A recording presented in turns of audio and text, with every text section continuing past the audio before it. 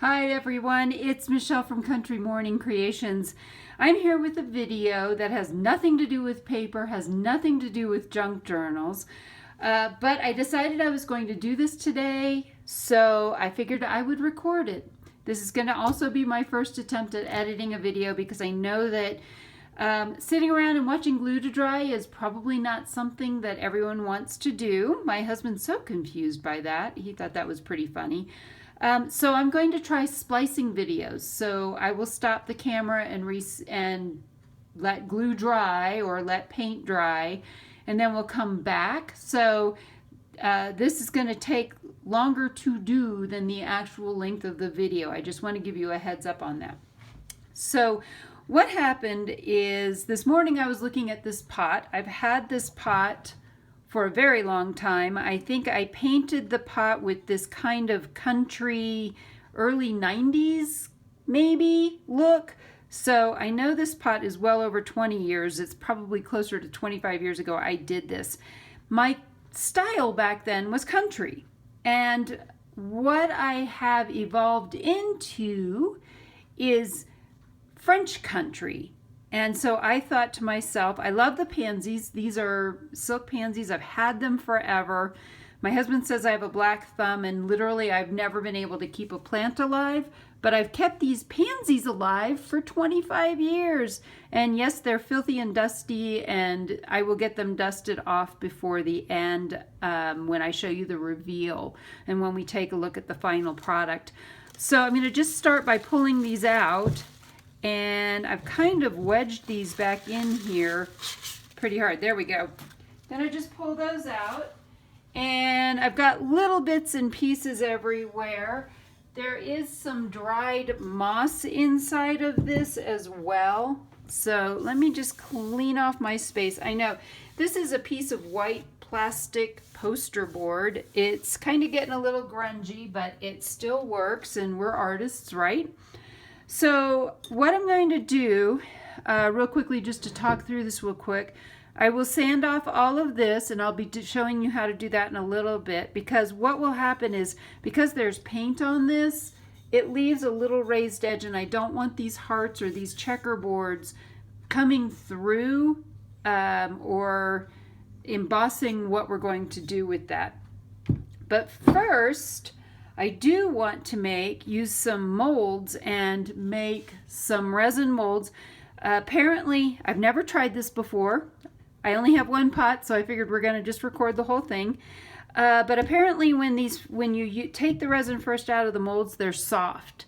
So it can be formed, and so we're going to apply some of these to the pot, and then we'll paint everything. So I'm using, this is a Redesign with Prima mold, and I unfortunately decided it was faster and easier to store these all stacked up, because they do stack up beautifully, and you can even stack the smaller ones side by side, which is kind of a nice thing. And so what I want from this mold is this piece, these two bees, and this crown. That's kind of, when I think of French country, I think those are going to be gorgeous. What I'm going to use is this amazing casting resin. I got this off of Amazon. It says mouldputty.com up here at the top.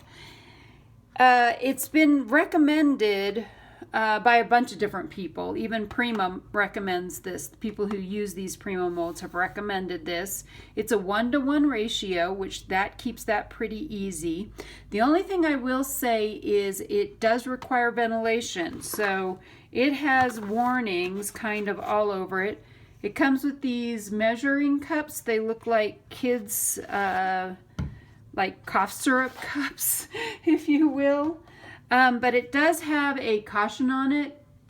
And one of the things that I haven't heard anyone talk about is that it does recommend that you definitely make sure that you're in a well-ventilated area. So I am in my crafting room today with the windows open. This is one of the rare days that we actually have gorgeous weather here in Colorado in April. So I'm taking advantage of that and at least getting the casting part done today. I think tomorrow's supposed to be nice, and by this weekend we're supposed to have snow, highs in the 20s again. Yeah, the weather here is just kind of a little different. And so definitely one of those hang out and wait and see. So we're going to give this a try. I have a cup. I have my 2 parts, so the resin comes with 2 parts. I have read my instructions and actually watched a couple of tutorials. One of them was by Brushed by Brandy, and hers was great because she talked about making sure everything is mixed well or you will not get a good mix. So what I'm going to do is measure each of these out in equal amounts. If you get the amounts way off, it will not work. Oh, and you can tell I haven't even opened these yet, so let's see if I can peel these off without fingernails. Trying to see if I can do this. I should have prepped this, and as usual I didn't, but I have an idea. Let's see if I can do it this way. If all else fails, I'll just poke straight down into it. But I usually find that if I can get something metal and get a good grip, I can just peel these off. That is not wanting to peel. Let me try this.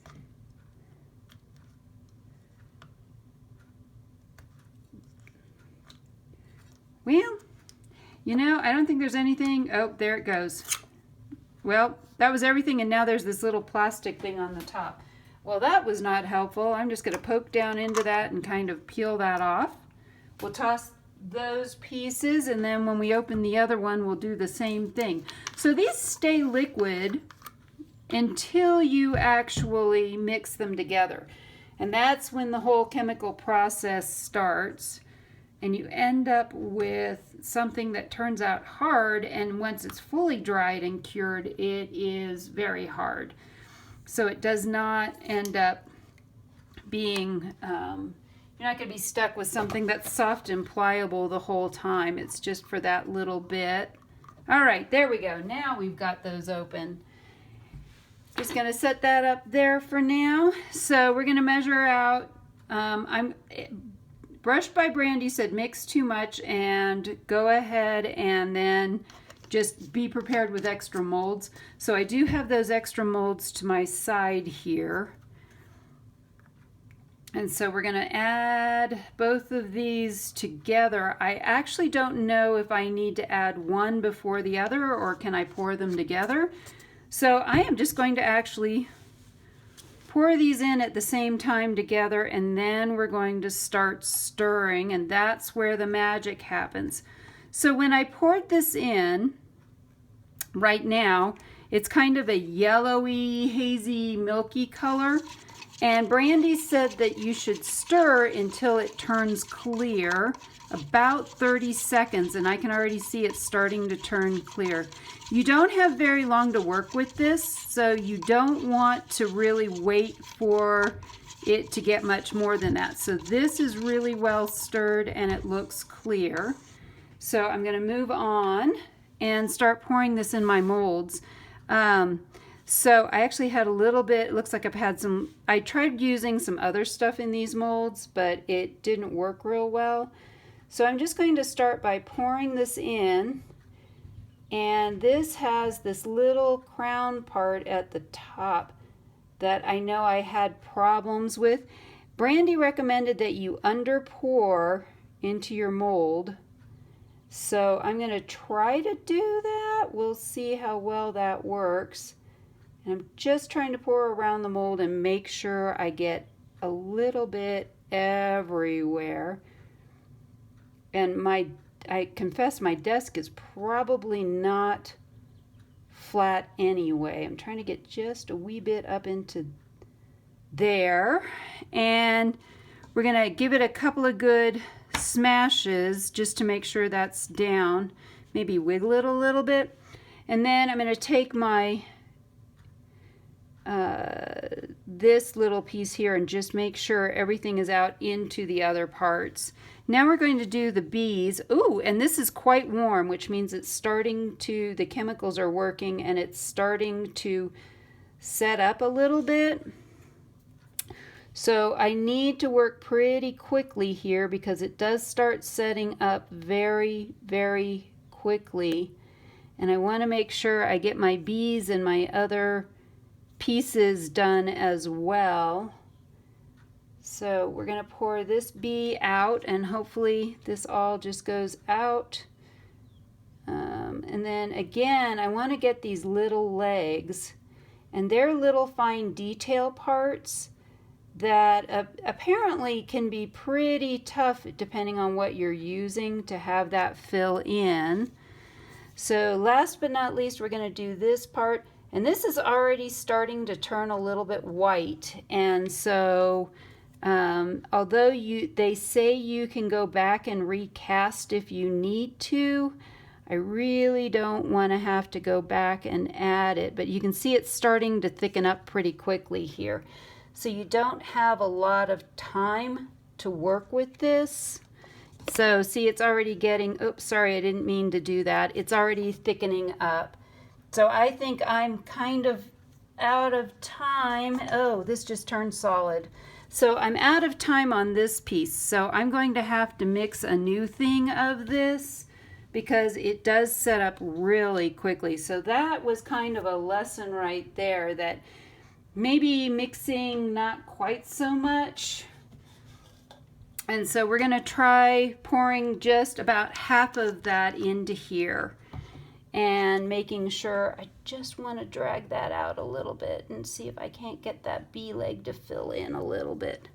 There we go.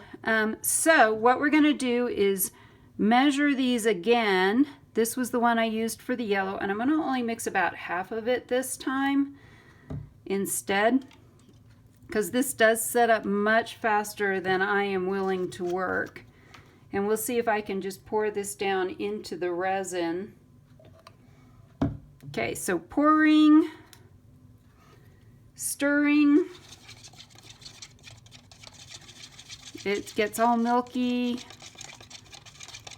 and then it gets clear. You can see that, and that tells you that you kind of got this all mixed up.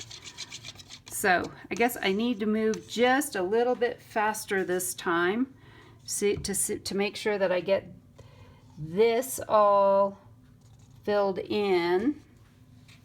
So for this, just going to do a couple of plops. And so you can see that is turning white already.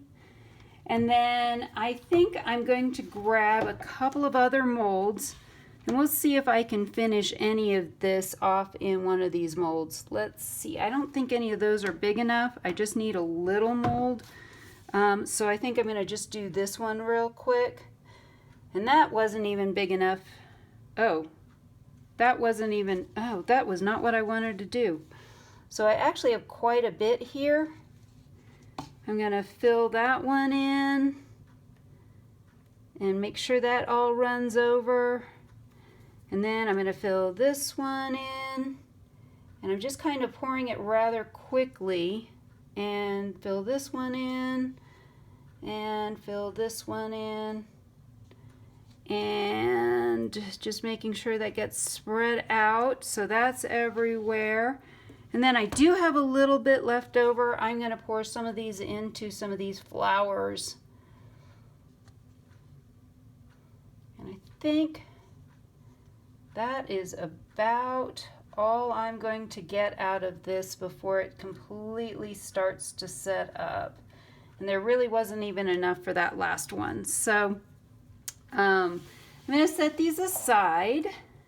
Yeah, this is what happened. This just turned into a big gooby mess, and so that's trash.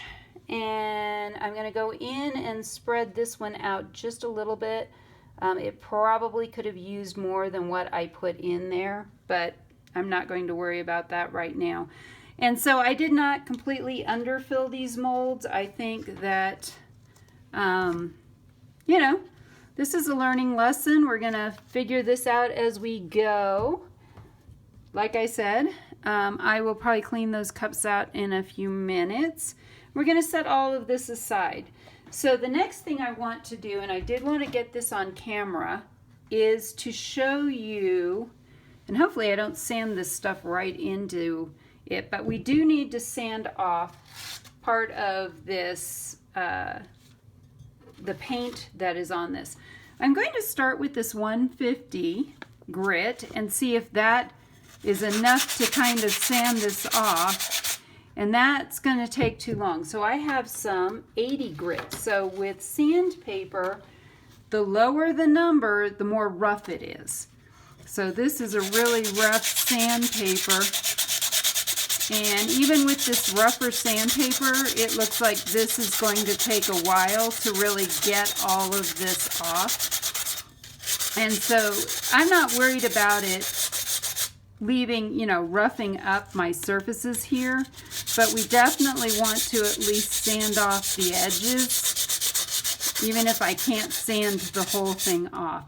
So what I'm going to do is, that resin is drying and casting right now, and I'm going to take this outside and finish sanding this, and I will be right back.